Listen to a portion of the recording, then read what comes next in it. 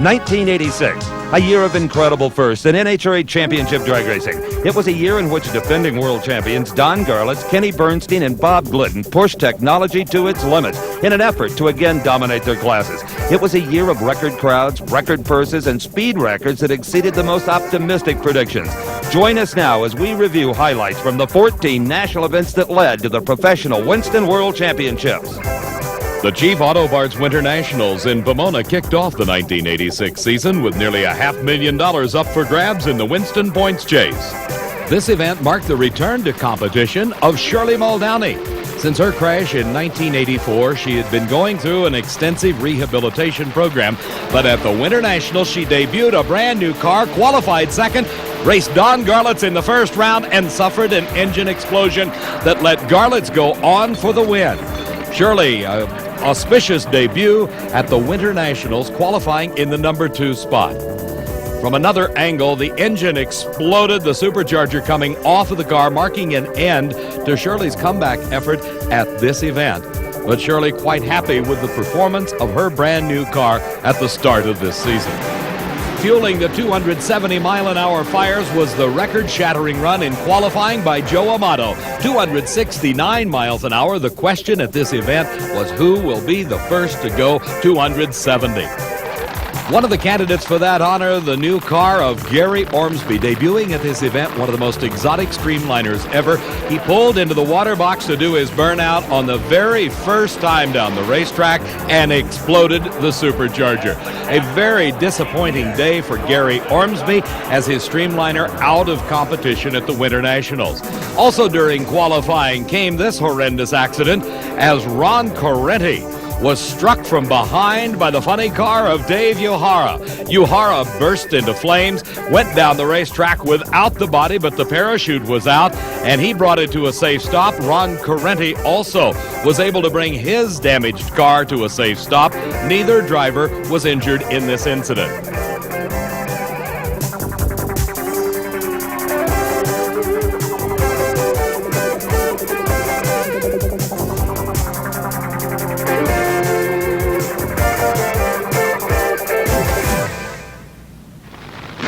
In the first round of funny car racing, Ed McCulloch was in the near lane, Dale Paldy in the far lane. McCulloch had a horrendous engine explosion. The engine just disintegrating itself and taking the body with it.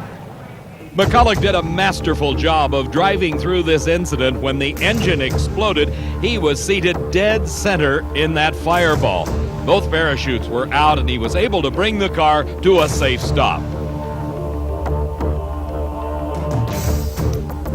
Ed McCulloch uninjured in the fire.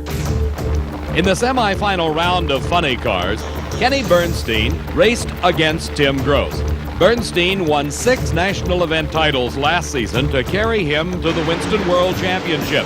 But in this race, it was some smoking tires that put Bernstein out of the race and gave the win to Tim Gross. In the semifinals of Top Fuel Racing, 24-year-old Darrell Gwynn raced against his fellow Floridian Don Garlits. Twice last season, they met in the final rounds, but this time the win went to Darrell Gwynn. Before, Garlits had dominated, but problems set in for him on this run, and Darrell Gwynn took the win to advance to the finals. In Pro Stock Eliminator, Warren Johnson drove his Oldsmobile to a fine qualifying position, while Frank Iaconio drove the Ford Thunderbird.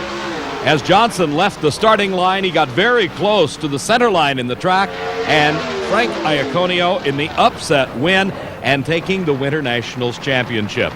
It was getting dark in Pomona, California as the Top Fuel final came to the starting line. Darrell Gwynn on the far lane, while Connie Coletta occupied the near lane. A green light start for both drivers, and Darrell Gwynn instantly pulled to a car-length lead, extended it at the finish, and Darrell Gwynn won the Winter Nationals at Pomona, California. Very much, Steve. Them runner-ups, I tell you, they just don't cut it. It's nothing like a win. I'm here to tell you, this is nothing like I've ever experienced. I've won 10 national events in the alcohol car, but the king of the sport, Top Fuel, here we are. It was a very happy Gwynn family as Darrell Gwynn took his first ever Top Fuel event victory at the Chief Auto Parts Winter Nationals. One race remained.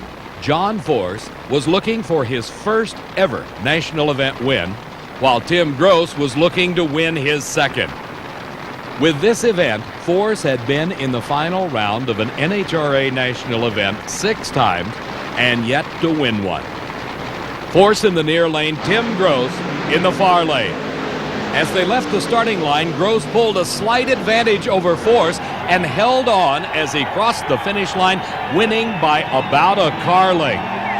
Gross had an elapsed time of 5.69 seconds at a speed of 236 miles an hour, and it was an exciting ride.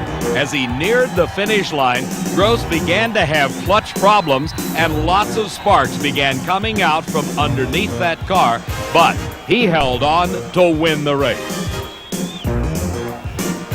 3 rather unlikely points leaders at the conclusion of the Winter Nationals. But consider that only once in 10 years have the 3 Pomona champions gone on to become world champions. Back in '78 with Kelly Brown, Don Prudhomme, and Bob Glidden. The NHRA championship season then moved to Gainesville, Florida for the Motorcraft Gator Nationals, and the talk of this event was a brand new car debuted by Big Daddy Don Garlits. With a canopy over the driver's cockpit and an aerodynamic front end piece designed, as Big Daddy put it, to help him cut through the air, this car used 13-inch wheels with Kevlar belts for tires, designed to get the front end as low as possible and to reduce the frontal area. Darrell Gwynn in qualifying had a bit of a problem when an engine explosion at the finish line burst into a big ball of flame, the supercharger letting go, and for Miami, Florida's Darrell Gwynn, it was a trouble-plagued qualifying session. In Funny Car Eliminator, Tom McEwen and Kenny Bernstein had one of those picture-perfect races, with Tom McEwen squeaking by for the win. McEwen adding Bill Schultz as his crew chief at the start of this season, and his abilities at tuning that car certainly paid off in this semifinal run against the world champion Kenny Bernstein. McEwen in the far lane, Bernstein in the near lane, and at the finish line, by a matter of inches, Tom McEwen won this race. In the semifinals of Top Fuel Eliminator, it was the reigning world champion, Don Garlits of nearby Ocala, Florida, racing against a man who brought a lot of credentials into championship drag racing from another professional sport, NFL football, Dan Pastorini.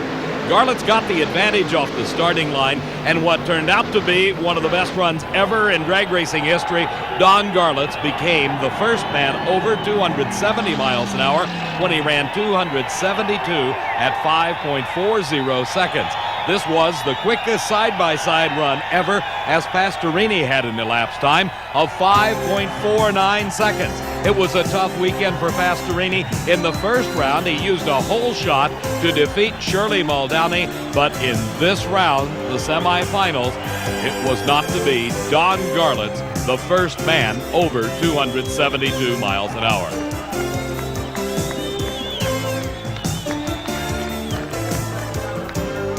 One of the problems Garlits faced all weekend long was the front belt on his streamlined dragster. They kept coming off at speed.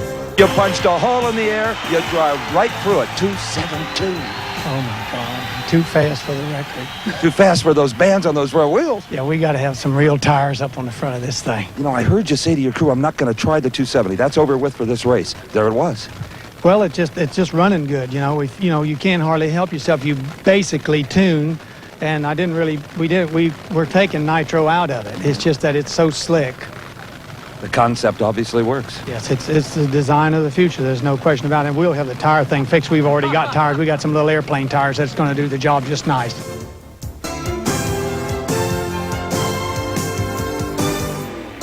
The finals in Pro Stock Eliminator found Butch Leal in the near lane racing against the Pontiac Firebird of Don Campanello. This marked the first final round appearance for Campanello in Pro Stock, while Butch Leal had several national event wins to his credit. Campanello was the surprise of this Motorcraft Gator Nationals, as he qualified with a 7.50 second elapsed time, the third quickest in Pro Stock history, but he did not need it in the final as Butch Leal red-lighted.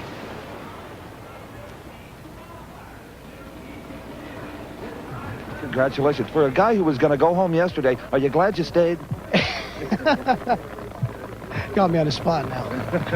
You had a lot of motor trouble, but you came through. Oh, yeah. I changed 3 engines. I had a lot of problems all through the week.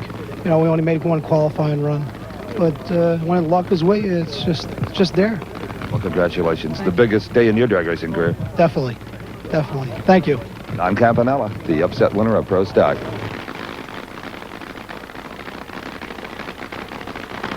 The final round of Funny Car Eliminator found 2 longtime veterans on the starting line. Ed McCulloch against Tom McEwen. But problems set in for Tom McEwen. As they attempted to start the nitro-burning engine, a head gasket pushed out, forcing McEwen to abort the run and gave the win automatically on a bye run to Ed McCulloch. He recorded an 11.25 second elapsed time, the slowest winning run ever in funny car history. Our top fuel final found Don Garlits, much to the delight of the Florida fans, against Michigander Dick LaHaye. In addition to trying to defeat the defending event champion Dick LaHaye, Garlits was also looking for a backup run to his 272-mile-an-hour charge. LaHaye exploded an engine. Garlits won the race, but did not back up his record. He ran 5.50 seconds at a speed of 268 miles an hour. A thrilling ride for Dick LaHaye. He was uninjured in the explosion. The hometown crowd, everything went right, the record, the whole deal. Yeah, wouldn't we turn? Not quite enough to back up the record, but believe me, everyone acknowledges you were the first to go 270. Really. It's been quite a day. And I noticed there's some scars on the canopy there. It's nice to have that there. A piece of that belt came back with the fiberglass and hit it pretty hard. I have a feeling that's the last time we'll see the belts on the front end of this car. You can bet on that.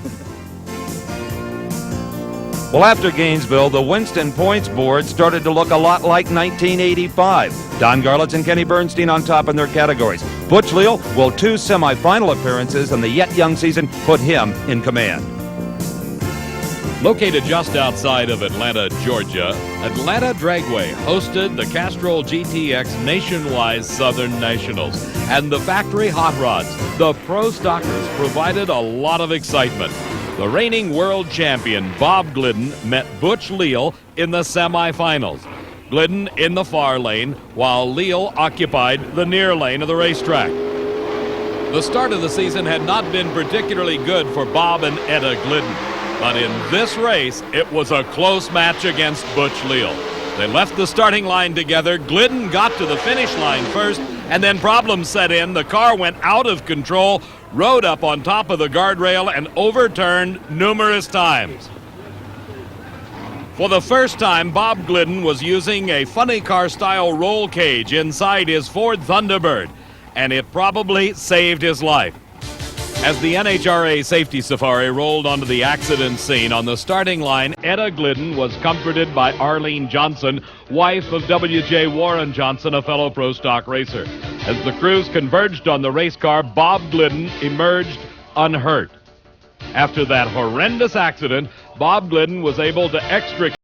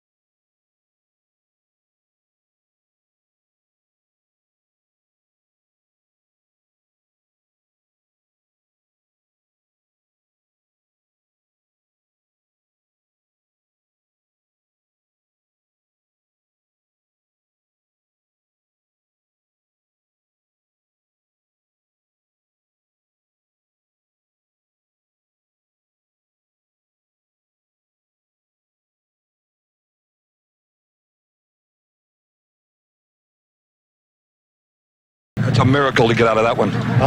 All I can do is thank the chassis builder, Jerry Haas. You know, I don't know what happened. I felt the back of the car come up, and it went over, and I just put my arms around my head, and I was just in there riding along. I hope Etta knows that you're okay. I'm sure she does by now. I'm waiting for her to get down here. She'll surely be here before long. Again, glad to see that you're okay. That just happened instantly. I don't know exactly what happened. While Glidden may have been confused about what caused the accident, he did have presence of mind as soon as he realized he was unhurt to throw a jacket over the intake manifold on the engine of his race car, hiding some of his speed secrets. His wife Etta arrived on the scene and also received the reassurance that he was uninjured. Since Glidden crashed after winning the race, that means he was advanced into the final round, but obviously unable to make the call. Thus, the final pair in the semifinal round was actually the final round of the Southern Nationals. It was the Oldsmobile of Warren Johnson against the Camaro of Bruce Allen, and Warren Johnson dominated to take the win not only of the semifinal round, but the Pro Stock Championship. In Top Fuel semifinals, Dan Pastorini raced against Bill Mullins, driving for John Kerry. Both drivers smoked the tires. Pastorini recovered first and won the race by inches. That advanced him into his first ever NHRA final round appearance. In the other semifinal pair, it was Don Garlits against the new car of Gene Snow. Snow in the near lane got the advantage over Garlits.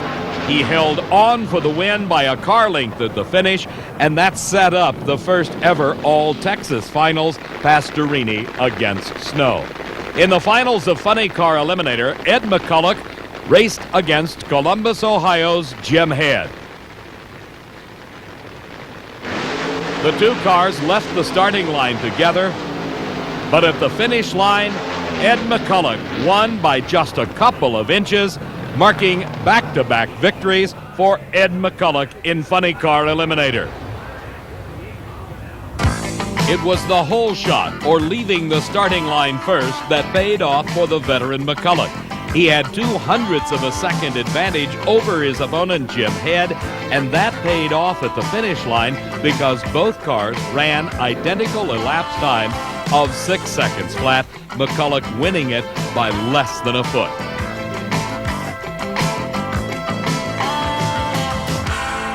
In the finals of Top Fuel Eliminator, Gene Snow was driving his brand new car while his opponent, Dan Pastorini, the former NFL quarterback, was driving a car that was previously owned and driven by Gene Snow.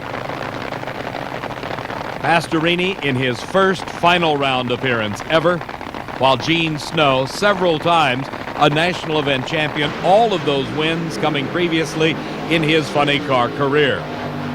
A close race, but it was Pastorini pulling it out at the finish and winning his first NHRA National Event Championship at over 256 miles an hour. It was your day, my friend. I'm telling you, I'm so excited. This is better than winning any Super Bowl. It's better than any experience I've ever had in my life.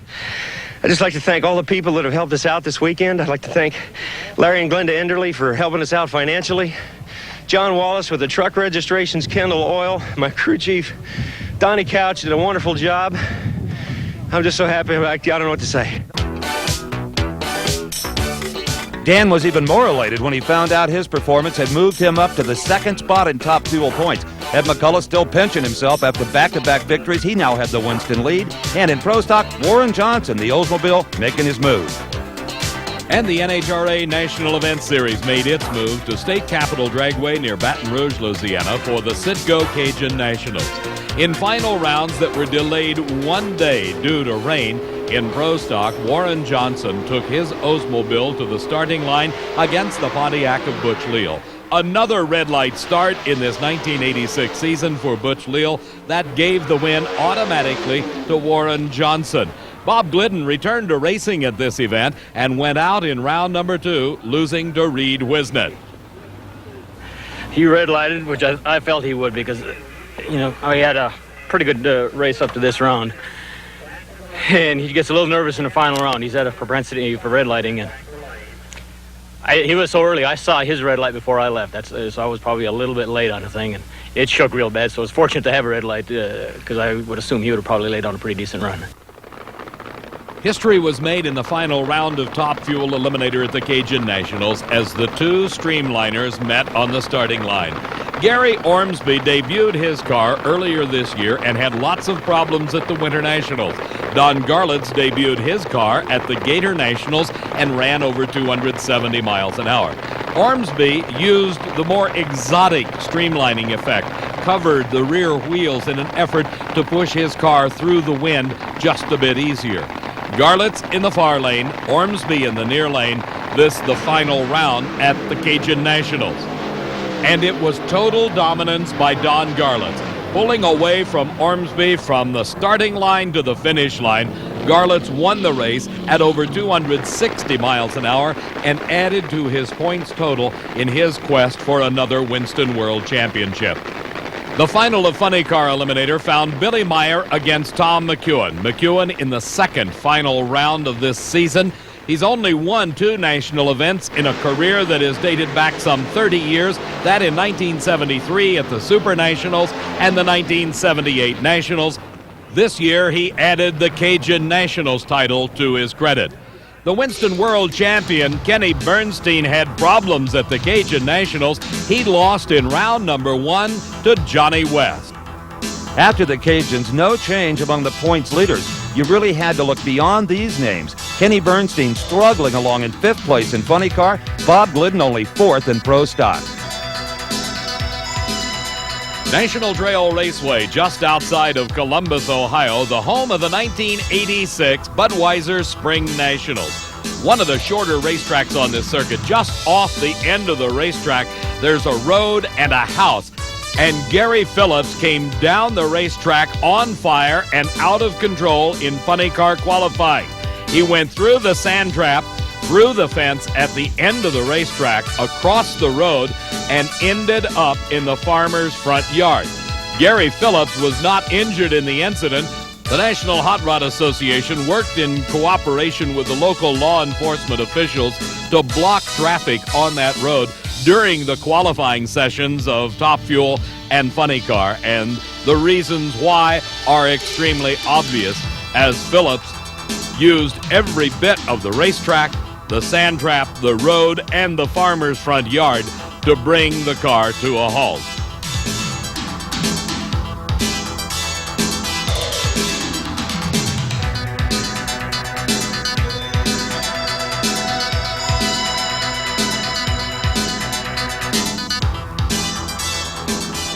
The finals of Pro Stock Eliminator found a rematch of the race at Baton Rouge. It was Warren Johnson in the Oldsmobile in the far lane against the Pontiac Firebird of Butch Leal. Leal red-lighted at Baton Rouge. This time it was Warren Johnson's turn to pull the same stunt. He left the starting line too soon and gave the win to the hometown favorite, Butch Leal.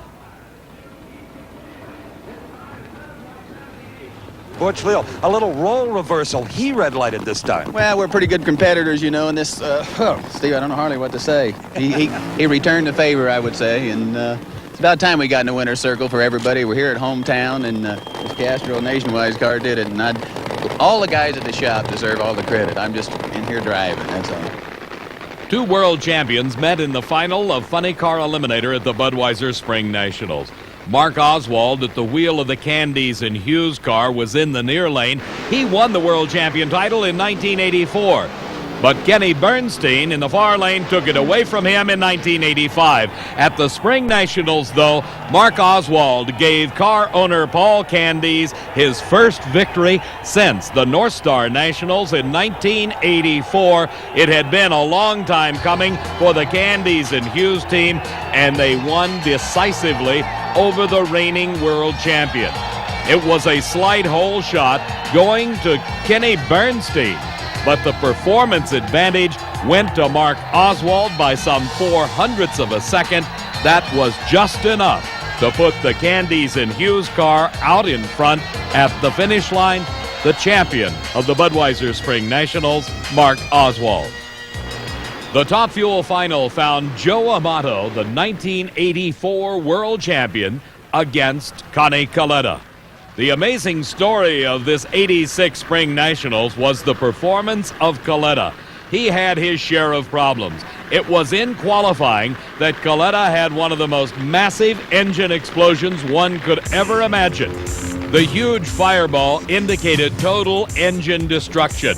That meant Coletta and his crew had lots of work to do. Not only did they have to replace this engine, but they had to bring its performance level up to the standards that Coletta had established in qualifying.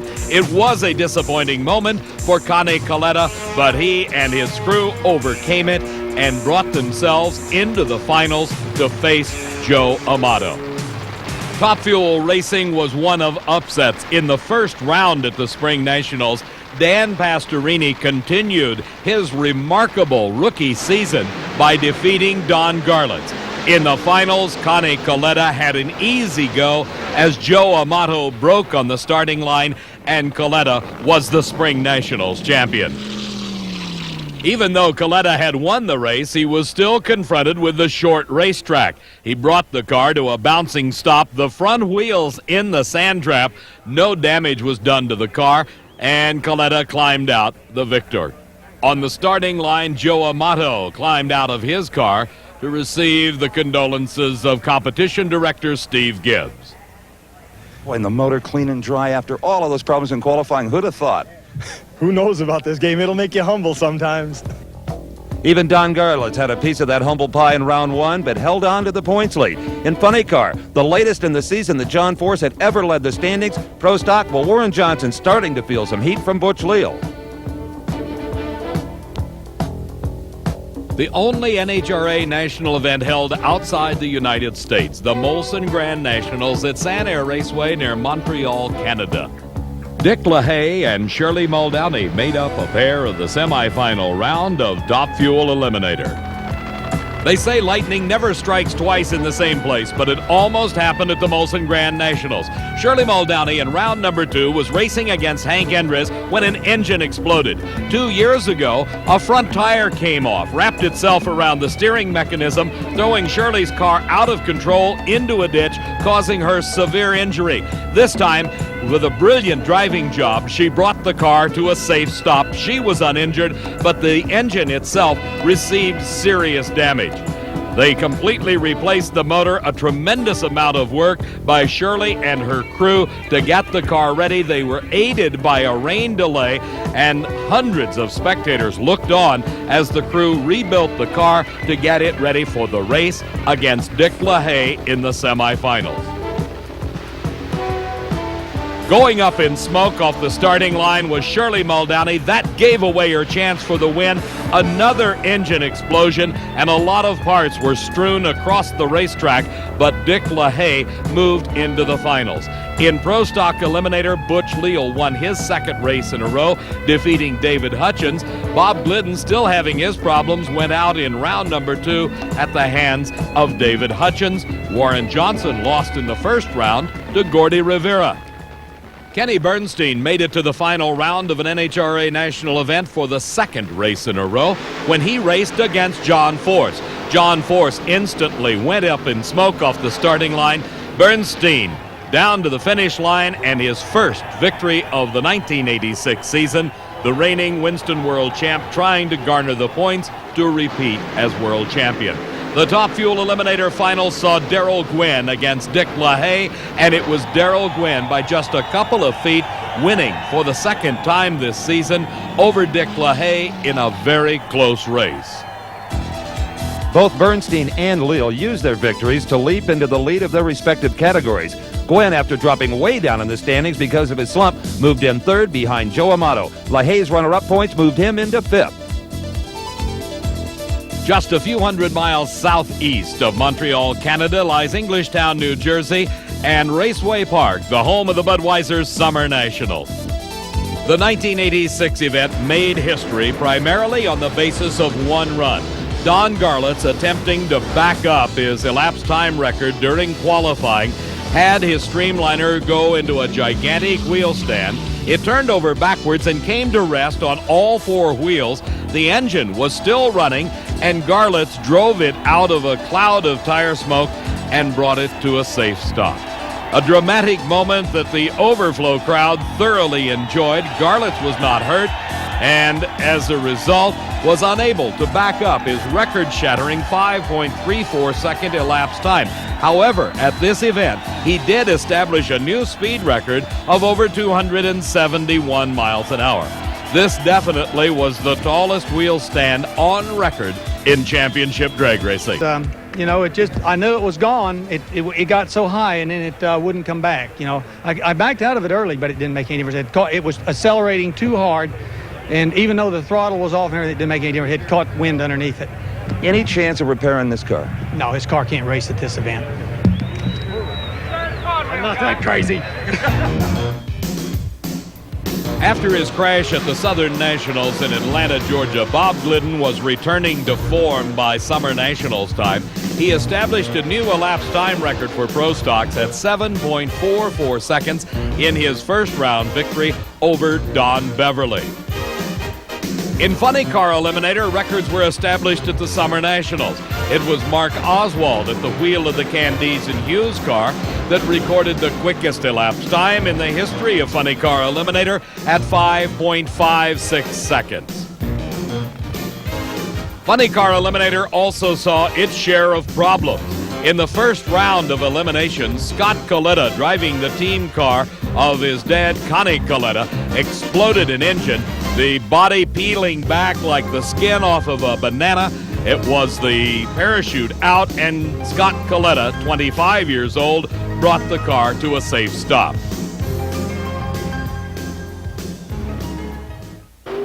The finals of Pro Stock set history also. For the first time ever, a pair of team cars met in the finals. Two Oldsmobile Forenzas. Warren Johnson was racing against Don Coons. By just about a car length, Warren Johnson won this race and kept pace in the Winston World Championship points chase. Points leader Butch Leal fell to Warren Johnson in the semifinals, while Don Coons took on the new national record holder Bob Glidden, making a strong surge following his accident in Atlanta, and Don Coons won that semifinal race over Glidden. In the all-Oldsmobile final, though, it was Warren Johnson in the near lane that prevailed over Don Coons to become the Summer Nationals champion.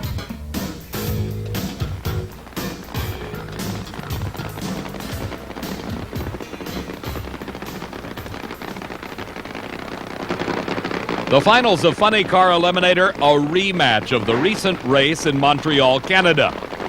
In the near lane, it was Kenny Bernstein against John Force in the far lane. Force again went up in smoke. Kenny Bernstein, for the second race in a row, into the winner's circle with a 5.65 second elapsed time. His speed over 259 miles an hour. The Top Fuel final, again a rematch. Darrell Gwynn against Dick LaHaye. Gwynn ran 272 miles an hour in qualifying and thus became only the second person in history to travel a quarter of a mile at over 270 miles an hour. In the finals, it was from start to finish a victory for Darrell Gwynn. His time, a 5.44 second elapsed time. His speed was over 265 miles an hour. With Big Daddy's early departure, Gwynn cut dramatically into his points lead. Among the funny cars, Mark Oswald moved into third behind Bernstein and Force, and Bob Glidden moved into third in Pro Stock because of those bonus record points and a strong semifinal appearance.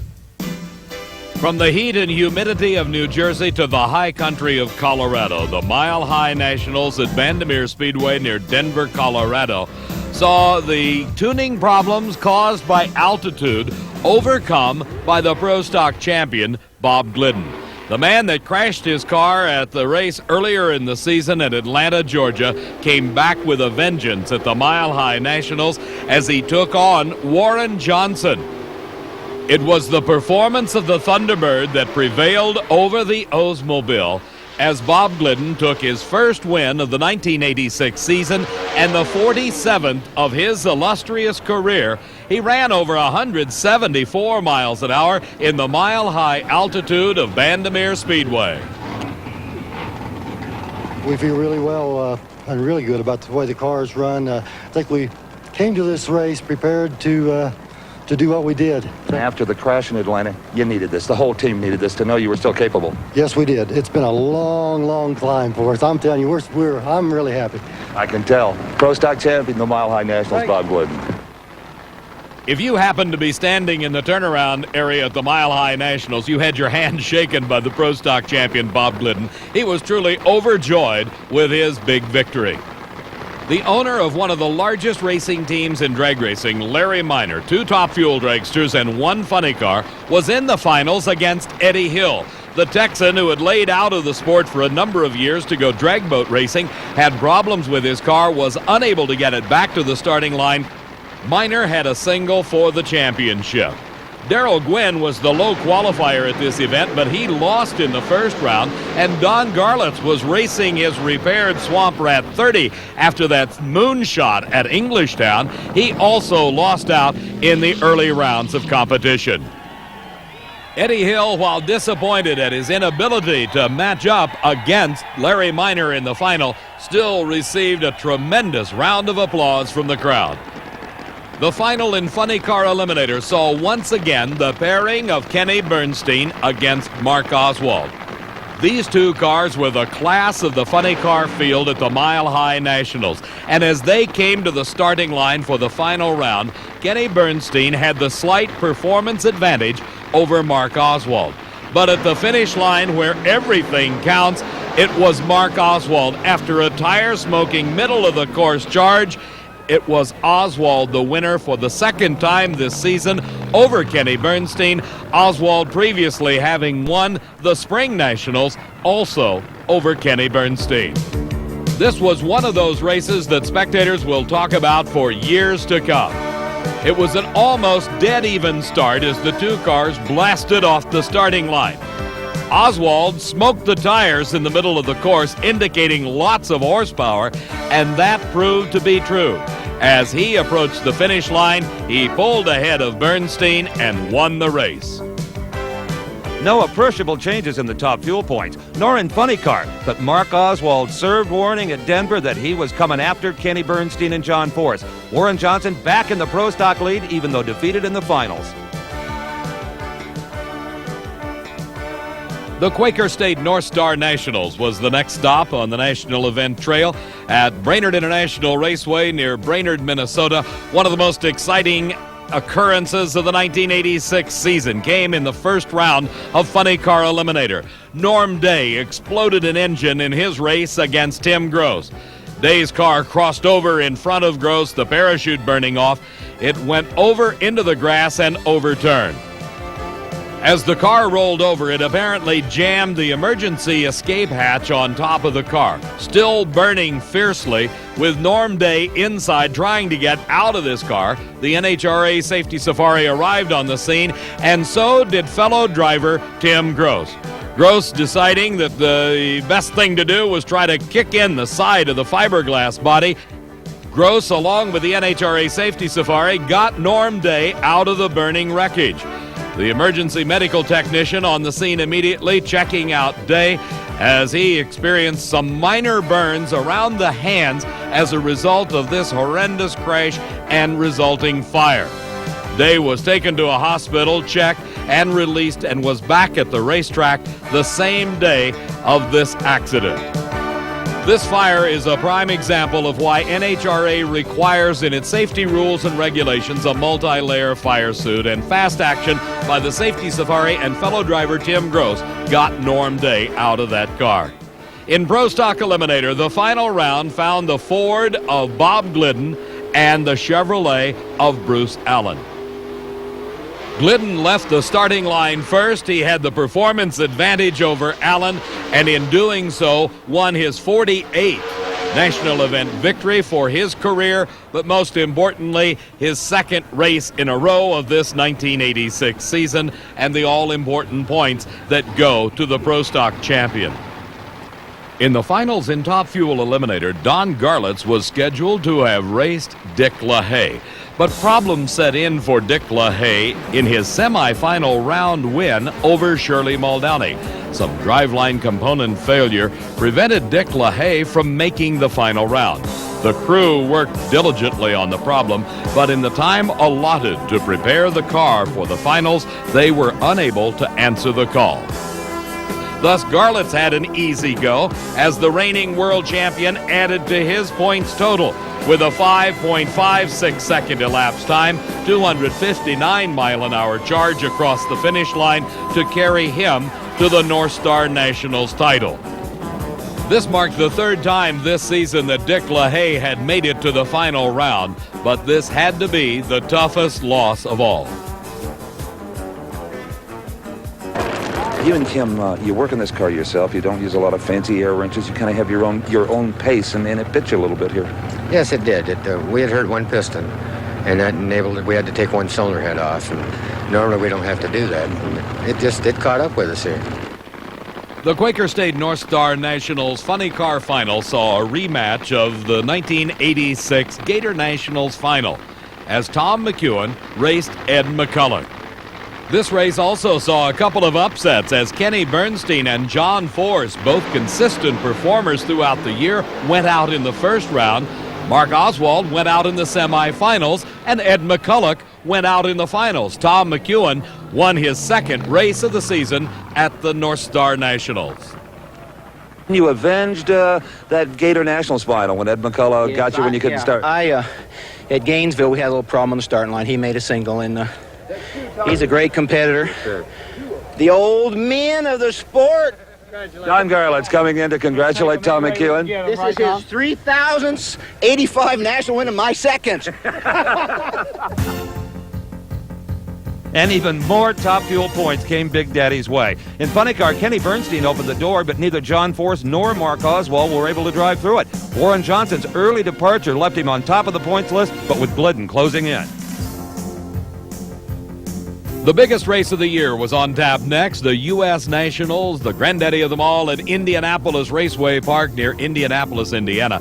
And the largest crowd in the history of the U.S. Nationals had filled this massive complex to overflowing. They came to see records established, and they were not disappointed. The quickest and fastest funny car run in the history of drag racing came from Kenny Bernstein when he recorded 5.50 seconds at over 271 miles an hour in qualifying. He was never close again to those numbers, and as a result, there was no record established, but they saw the quickest and fastest. In Pro Stock, the fastest Pro Stock run ever at over 190 miles an hour, that by the Oldsmobile of Warren Johnson. In the Pro Stock elapsed time category, Bob Glidden gave the Ford fans something to cheer about as he defeated Gordy Rivera and in the process established a new record at 7.37 seconds. Top Fuel fans were not to be disappointed either at the U.S. Nationals as Darrell Gwynn backed up the performances that he set at the Summer Nationals when he established a new elapsed time record at 5.34 seconds. The racing was close also. In the Big Bud shootout, it boiled down to Mark Oswald and John Force, two of the most consistent performers of the season. On Sunday at the U.S. Nationals over Labor Day weekend, Mark Oswald won $30,000 as he won the Big Bud shootout title.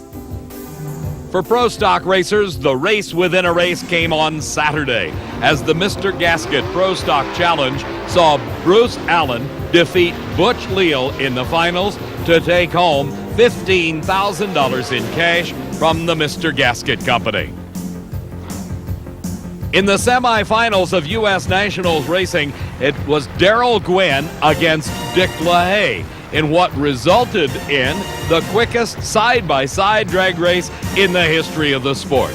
LaHaye was in the far lane, Darrell Gwynn was in the near lane, and as they crossed the finish line with Darrell Gwynn in the lead, it was a 5.43 second elapsed time for Gwynn, LaHaye just a few feet behind at 5.45 seconds. The finals of Pro Stock Eliminator found once again the match of Ford versus Chevrolet, and once again the superlative career of Bob Glidden came to the forefront. For the 10th year in a row, Bob Glidden was in the finals of the U.S. Nationals. He overcame the starting line advantage that was gained by Bruce Allen and won his 7th title. This was your 10th consecutive final round here. You didn't win them all, but most of them. Why one race you can be so successful? I think we try a lot harder at this race. This week, we've been home every night, thrashing, trying to squeeze another 100th or 200ths out, and boy, it paid off. Got the record, everything. I got the ET record. Warren ended up with a speed record, but that's okay. We gained on him. Congratulations again. That was the 3rd straight win of the 1986 season for Glidden. Both Butch Leal and Warren Johnson went out in the first round of racing. Mike Dunn was driving Joe Pisano's car in the finals of Funny Car Eliminator against Billy Meyer. No, you're not seeing wrong. It looks like Kenny Bernstein's car, and here is why. In qualifying, Billy Meyer exploded the Mustang body off of his race car. The crew spent a lot of hours working to get the car back into racing condition. Kenny Bernstein loaned him the spare body off of his own race car, and they were able to repair the vehicle after this horrendous explosion and put the car into competition, and Billy Meyer in the finals against Mike Dunn. Dunn went up in smoke. Then Billy Meyer broke something in the drivetrain. Dunn went on to be the surprise winner. Lead changed hands a couple of times, and that doesn't happen too often in a drag race. Oh, yeah, that's when it's exciting, when you get them lead changes going down the track. It was a very good race. I got to give credit to Joe Pisano and Gary Slusher and the rest of the crew. They did a great job, and this is a lot. I like getting TV coverage this way better than the other way, let me tell you. Mike Dunn having had a few accidents in his driving career. Darrell Gwynn and Don Garlits met in the finals of the 1986 U.S. Nationals. This was a rematch of the 1985 finals when Don Garlits won for the 2nd time in a row. This year, it was a repeat for Don Garlits, an incredible 3rd victory. Darrell Gwynn had to borrow a wing from Gary Beck after his broke in the semifinals. And for Gwynn, after having had the performance advantage throughout the event, a disappointment as Don Garlits, the veteran, prevailed once again, winning an unprecedented 8th U.S. Nationals title, this the 3rd in a row, and the quickest side-by-side drag race ever. Garlits 5:39, Darrell Gwynn losing oh so close 5:44. You have seen a bona fide 20th century miracle here today. In what way, Don? Well, nothing was going right for us. Everything was wrong. And we didn't do anything to the car that should have caused it to just come around like that. All of a sudden, everything just fell into place.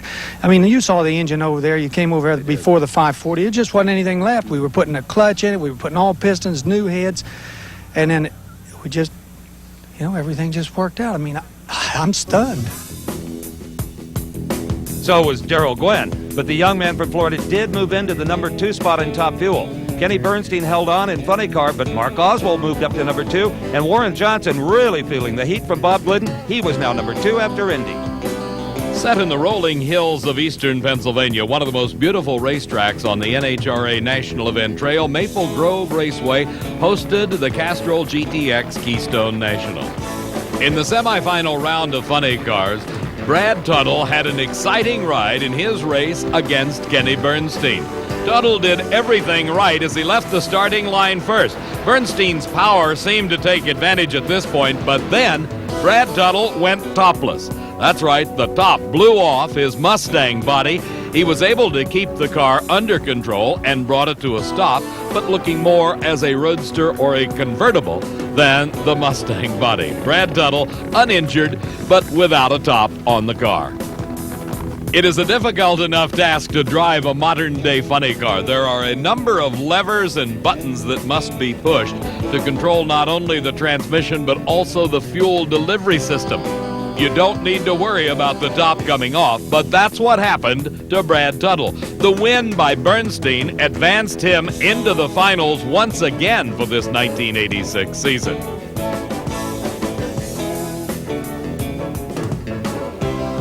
One man that did not have to worry about all the levers and buttons was Don Beverly. He raced against Bruce Allen in the finals of Pro Stock Eliminator. Beverly made it to the finals for the first time in his short driving career, and his car has the shifter controlled by a computer. It automatically shifts as it heads down the racetrack, and Beverly upset Bruce Allen to win his first ever Pro Stock title, this coming at the Castrol GTX Keystone Nationals. Warren Johnson went out in the first round of competition, while Bob Glidden lost to Bruce Allen in the semifinals. But the big story at the Keystone Nationals was Don Beverly winning his first NHRA national event title as he pulled out a big victory over Bruce Allen. You know, Bruce told me, he said, Beverly's a real calm guy. You're incredibly calm for what you've accomplished today. Well, I tell you, it's maybe I haven't thought about it enough yet, but it's maybe it'll get to me in a little bit, but it was a lot of fun. And for my team, Randy Smith and Cliff Hughes and Boney and Mike and everybody, we went this race last year, which we just got started, and it's to go this far, it's really great. So this is really the anniversary of your first year in Pro Stock, and what a way to celebrate it. I appreciate that a whole bunch. What a job this fella did. Don Beverly, a new face in the winner's circle. For the third time this season, Mark Oswald and Kenny Bernstein did battle in the finals of Funny Car Eliminator. In the two previous events, Mark Oswald prevailed over the reigning world champion and current points leader. At the Keystone Nationals, it was to happen for the third time this 1986 season. Mark Oswald defeated the man that was in the points lead and continued in hot pursuit of Kenny Bernstein, trying to once again reclaim the Winston World Championship title that he held back in 1984. It is interesting to note that all three of Oswald's victories this season have come as he overpowered Bernstein. Bernstein, who is noted for his consistency and his ability to outdistance the competition, has found himself in second place 3 times this season, all 3 times to Oswald, and all 3 by superlative performances turned in by the Candies and Hughes team. The finals of Top Fuel Eliminator found Dick LaHaye racing once again against Don Garlitz. This time, though, LaHaye was able to make it to the starting line. If you will recall, it was at the North Star Nationals when mechanical problems kept him from racing against Garlitz. This was the 4th time this season that Dick LaHaye has used his consistency to make it to the finals. Here, he won. Dick LaHaye defeated Don Garlitz in the finals for his first win of 1986. How many runners up? This is our 5th final round this season. The first one you actually captured. Oh, it's got to be sweet. Oh, I'm just tickled to death. I mean, Kim's got to be so happy, and, you know, and the Republic people and everything, we're just tickled to death. LaHaye's win saw him replace Darrell Gwynn as second on the Top Fuel points list. Kenny Bernstein, he lost a little ground to Mark Oswald, and for the first time all season, defending world champion Bob Glidden was on top in Pro Stock. Throughout the year, the attention of the drag racing world was focused on Dallas, Texas, and the new Texas Motorplex, built by funny car racer Billy Meyer to host the Chief Auto Parts Nationals. This track is unique in the fact that it is concrete from starting line to finish line. That makes a difference. Well, this surface is smoother than a baby's behind, far smoother than even the finest of asphalt compounds. Now, even a few years ago, a concrete quarter mile wasn't a practical situation because you had to have expansion joints every 30 or 40 feet. That would have made the track much too rough to race on. But this was built with what they call post-tension. Beneath the surface in both lanes, there are 3 giant cables that are stretched over 30,000 pounds of tension, and that is supposed to hold the whole thing together. That concrete surface yielded some of the quickest elapsed times ever seen. Kenny Bernstein established a new national ET record at 5.54 seconds, but he also recorded the quickest time in history at 5.42. In Top Fuel Eliminator, a speed record was established by Darrell Gwynn, also an elapsed time record. 5.26 seconds, the first time any Top Fuel dragster has been in the 520s, and he ran over 278 miles an hour. Well, I don't know what to say. I'll tell you what, I'd like to say, number one, this Bud's for you. We're going to announce our Budweiser sponsorship today if we set the record, and here we are. I'd like to thank everybody that's been involved with this car. Dale Armstrong, Kenny Bernstein, my family, all my friends. I can say anybody's name I want. Armstrong, Bernstein, anybody. They all helped me. Thank you very much. While Darrell Gwynn celebrated his new elapsed time and speed records, it was time for the Candies and Hughes team and Mark Oswald to move into the record books. They established a new speed record for funny cars at over 268 miles an hour. As Oswald blasted through the traps at the record-shattering 268 miles an hour, the force of the air going over the Pontiac Trans Am body collapsed a couple of body supports. That, in turn, caused the body to literally break in half. Before the final rounds could be run at the Chief Nationals, one of those famed Texas thunderstorms swept across the Texas Motorplex. That, in turn, forced a delay into the nighttime hours, and the lights came on at the Motorplex on the finals in Funny Car Eliminator. Kenny Bernstein raced against Tom McEwen, but Bernstein's important race came in the semifinal round when he helped himself in his quest for a repeat world championship as he defeated Mark Oswald in the repaired Candies and Hughes car. In the finals, it was Kenny Bernstein all the way. Elapsed time 5.54 seconds. His speed over 264 miles an hour. Tom McEwen ran into mechanical problems, and Bernstein easily won the race. In the finals of Top Fuel Eliminator, once again, it was the old man versus the kid. Don Garlitz against Darrell Gwynn, and Gwynn came into this finals the decided favorite. He had recorded elapsed times in the 5:20s with consistency. But the adage around drag racing is, don't count the old man out. And if you did at the Chief Nationals, you came up a loser, as did Darrell Gwynn. It was the performance in the final round by Don Garlitz that once again just staggered the 25-year-old Gwynn. Garlitz, with a 5.39 second elapsed time at over 268 miles an hour, won his 34th career victory. He has an amazing 84% average in final round appearances. In Pro Stock Eliminator, Bob Glidden was shooting for his 50th national event title. His wife and crew chief Etta watched from the far end of the racetrack as Bob Glidden in the Ford and Warren Johnson in the Oldsmobile rolled into the starting line beams. But this was one of those races that was to be decided on the starting line. Warren Johnson left too soon. Red light, disqualification, the 50th win to Bob Glidden. Bob and Etta Glidden have won their 50th NHRA Pro Stock title. How do you feel, babe? Great! And more important than that, some points towards a world title, huh? Yes, we feel really fortunate to be in this position right now after the year we've had.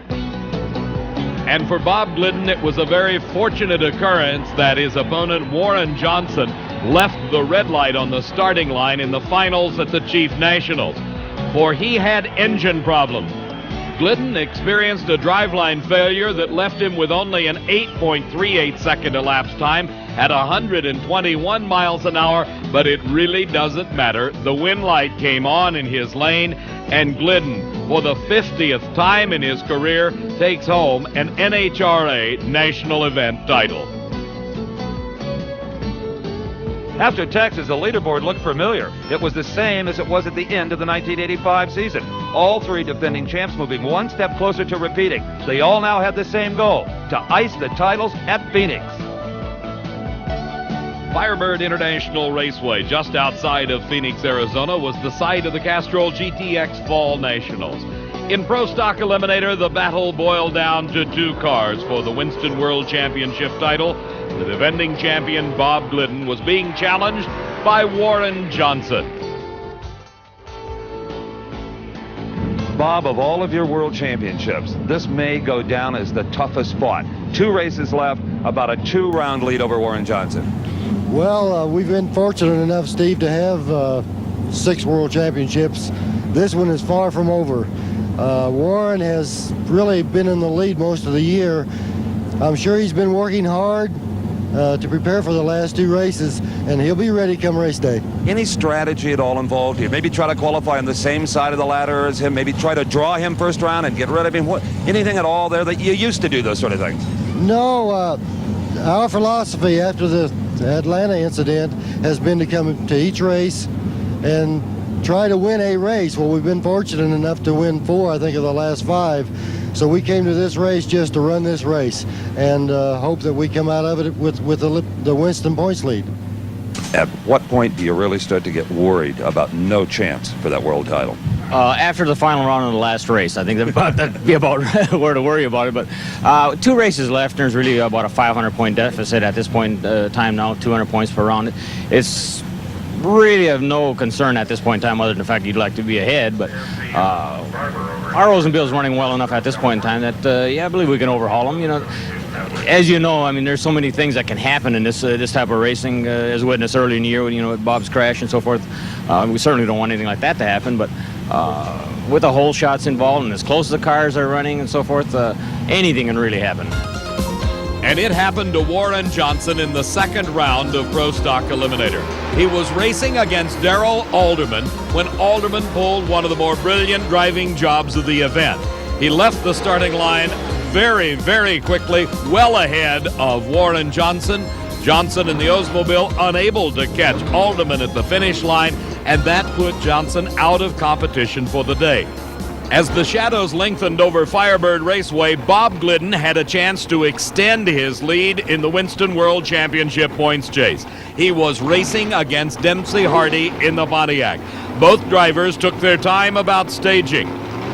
If it was a psychological battle, it was lost by Dempsey Hardy as he red-lighted, left the starting line too soon. Bob Glidden, the automatic winner, his 51st win, and most importantly, a very valuable increase in the points lead over Warren Johnson in the World Championship chase. The Funny Car World title was up for grabs at the Castrol GTX Fall Nationals. Kenny Bernstein had the lead with Mark Oswald in hot pursuit. Kenny, 2 races remaining. What do you have to do at Phoenix to go into Pomona world champion again? Well, I think a couple of things have to happen. We've got to come out of here at least with the same point spread that we have going in, 1,156 points, and then I think it would be over with, or do better. If Mark Oswald was to go out in the first round and we were to go 3 or 4 rounds further or win the race, it would be over with. So it can happen here, but more than likely, our luck, the way it's been all year, it won't. You know, a couple of times this year, you had problems in the first round and left the door open for him, and he was unable to drive through it. Well, more than a couple, 3 times exactly, and he did drive through it, and that's why it's such a points race today. We can't have that failure of losing in the first round here and having Mark win the event. If we do, it'll be a brand new ball game at Pomona. Well, if you stay with him round for round, will you go to Pomona with still a chance? It'd be a very slim one. We'd have to set both records in top speed, low ET, the whole deal. He needs to go out early at this race or we're pretty well finished. But it was not to be. It was not Kenny Bernstein that went out early, but Mark Oswald. In the second round against Johnny West, the Candies and Hughes car went up in smoke right off the starting line. West won the race, but that put Mark Oswald out of the points competition for the World Championship title. The final round race between Kenny Bernstein and Jim Head just put the icing on the cake for the World Championship. Kenny Bernstein wore the big number 1 on the side of his car throughout the 1986 season. It will remain on the side of Kenny Bernstein's car as he won not only the Fall Nationals title, but the Winston World Championship title for the 2nd year in a row. Bernstein with an overpowering victory over Jim Head at the Castrol GTX Fall Nationals at Firebird Raceway. Don Garlitz and Darrell Gwynn have been racing all year for the World Championship title. 2 races to go. Do you have a big enough points lead to take that world title for the 2nd year in a row? Well, it's still mathematically possible for Darrell to take it, but he'd have to do an awful lot of trick things. There's only really realistically about 2,460 points left, of which I have 1,580 of them. And Darrell may have inadvertently not done himself a favor when he set both ends of the record at Texas. He put him so far out of sight. I doubt you can do that. I know you can't do it at Phoenix, and probably not at Pomona. That's right. It would have been smarter to have set that record not quite so high and quite so low, and use that kind of as an ace, you know, being he is capable of setting it. But it's been set out of sight. I don't think we'll see any more records this year. You're confident you'll carry the number 1 in 87? Well, I'm not going to make that statement. We've got a good shot at it right now. Anytime you thought you had him down, he just bounces back. Yeah, I'll tell you, Indy had our name written all over it. Dallas had our name written all over it, and he still got me. I don't know. He's incredible. I'll tell you, sometimes I think I got a handle on the situation, the race, this and that, and there's old Garlits stomping through the field, and there he is in the final, and I really thought that Texas was ours, and that's not the right attitude to have a lot of times, but I don't know. Don Garlits was unable to lock up his World Championship title quest at the Fall Nationals as he ran into a stopper named Larry Minor in the second round of Top Fuel Racing. Minor just dominated Garlits all the way down the racetrack and by over a car length won the race. Both drivers, though, had difficulty in stopping. The racetrack somewhat short. They ran off the end of the track and into the sand area. Garlits stopped his car just short of a puddle that was created by several days of rainstorms throughout the Phoenix area.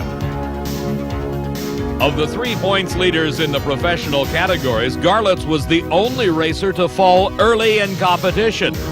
He had a decided advantage over Minor at the starting line, but then some apparent problems set in the middle of the course, and Minor was able to power by Garlits by some 0.15 of a second, and Minor recorded a 5.49 second elapsed time and won the race over Garlits, putting the points leader out of competition at the end of the second round. Minor in the semifinals fell in a close race to Dick LaHaye, while Darrell Gwynn, in his effort to gain ground on Don Garlits in the World Championship points chase, put away Joe Amato. That set up the Fall Nationals Top Fuel title, Darrell Gwynn against Dick LaHaye for the third time this season. Night had fallen over Firebird Raceway. The lights were on, and you could see the header flames standing off of those nitro-burning engines as the two drivers brought their cars into the staging beams for the final race. Two of the most consistent competitors throughout the entire 1986 season on the starting line at the Fall Nationals, with Darrell Gwynn considered to be the favorite based on his performance.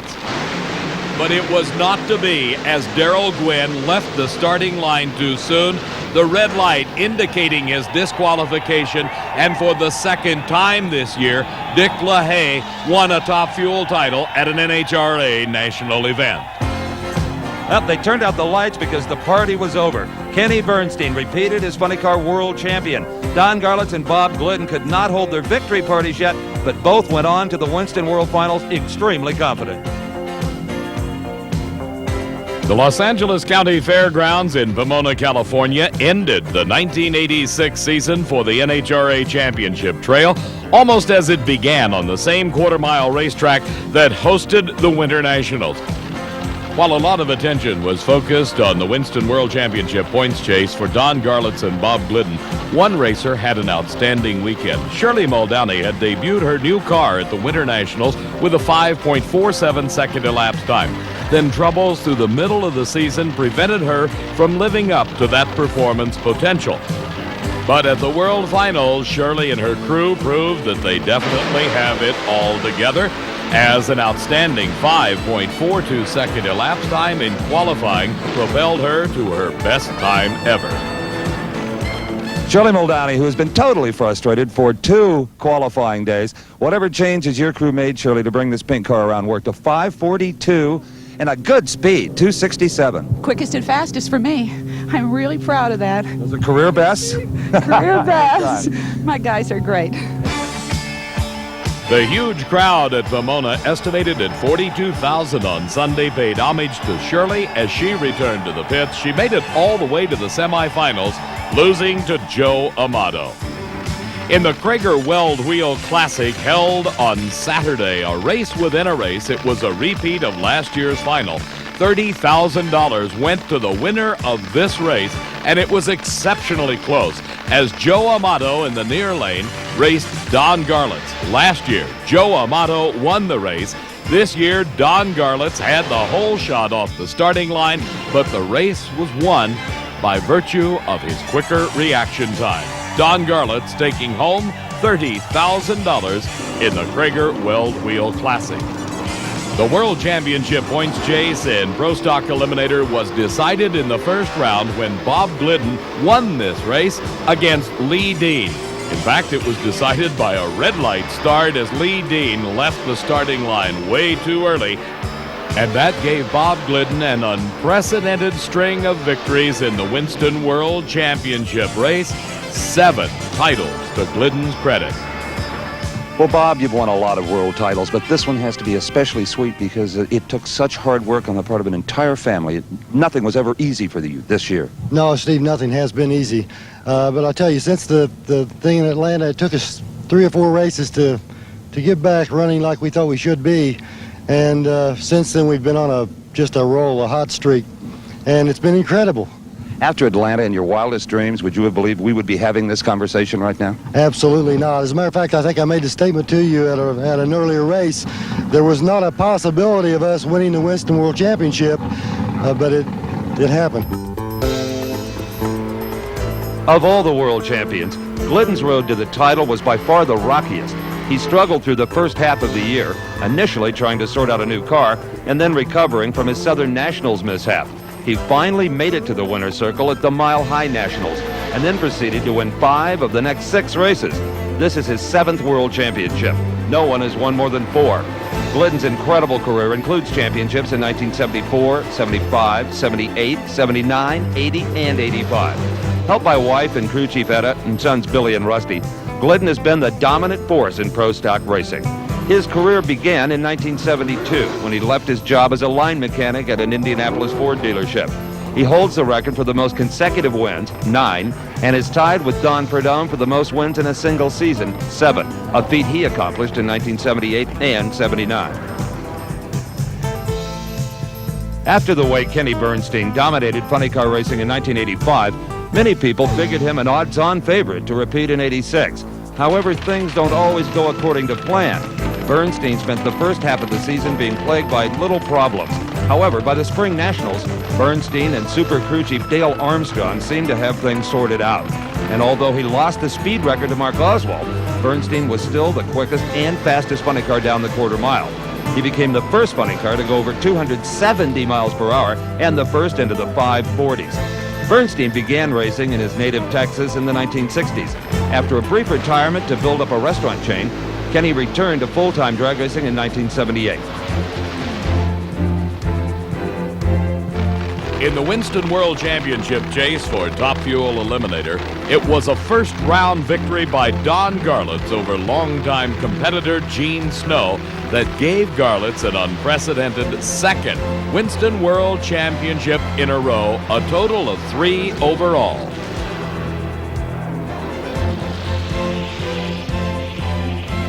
Well, that makes it official. Don Garlitz becomes the first driver to ever win back-to-back NHRA Top Fuel titles. Congratulations. I'm glad it's over. Now I can get on with the business of winning this race.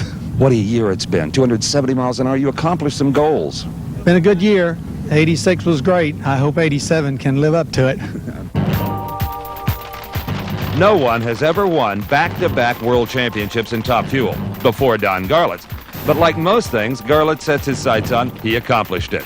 Garlitz also became the first person to go over 270 miles per hour, a goal he accomplished in his innovative Swamp Rat 30 at the Gator Nationals. Garlitz had an easier time repeating in 1986 than did either Bernstein or Glidden. He led the points chase from the Gator Nationals on, and although Darrell Gwynn challenged him late in the year, Garlitz was never seriously in danger. His career spans 30 years and an incredible list of firsts. Garlits won his first NHRA World Championship in 1975, becoming the first person to go over 250 miles per hour. After a brief retirement in the mid-'80s to build his Museum of Drag Racing, Garlits returned to competition at the 1984 U.S. Nationals. His victory there was followed by a win at the Winston World Finals. His performance over the past 2 years make it clear why Big Daddy, at 54 years of age, is the most feared racer in Top Fuel competition. One of the great stories to come out of the 1986 season in Top Fuel racing was the competition between the old man and the kid. 25-year-old Darrell Gwynn racing against Don Garlits not only in the final round at many events, but also throughout qualifying. At the Winston World Finals, they met in second-round competition.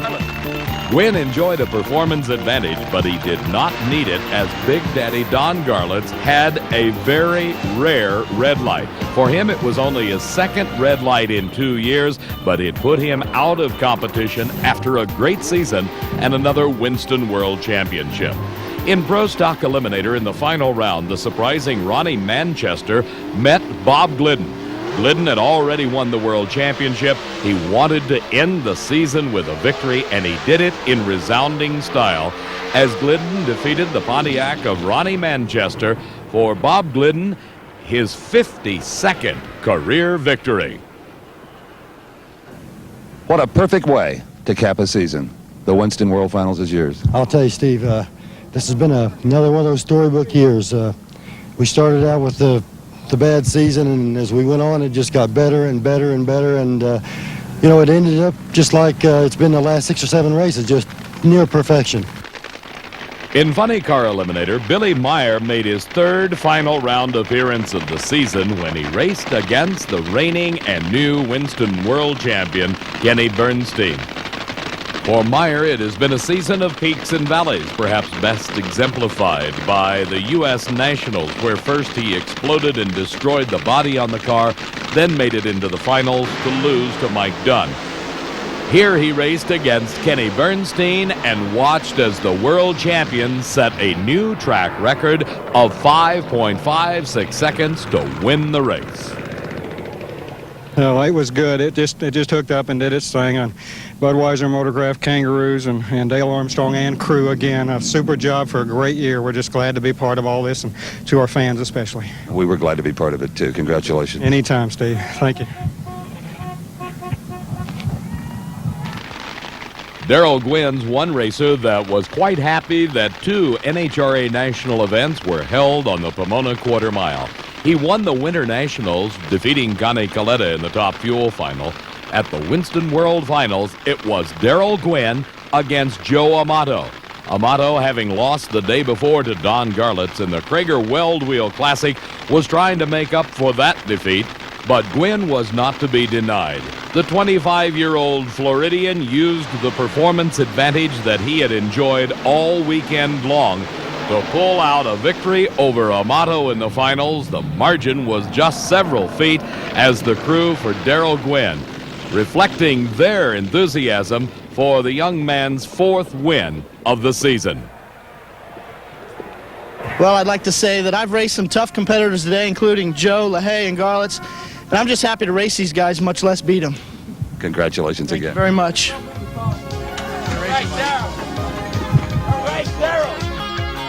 In a season that had been marked by incredible drama and record-shattering performances, perhaps it was fitting that for the first time in history, the Winston World Champions in all 3 professional categories were repeat winners.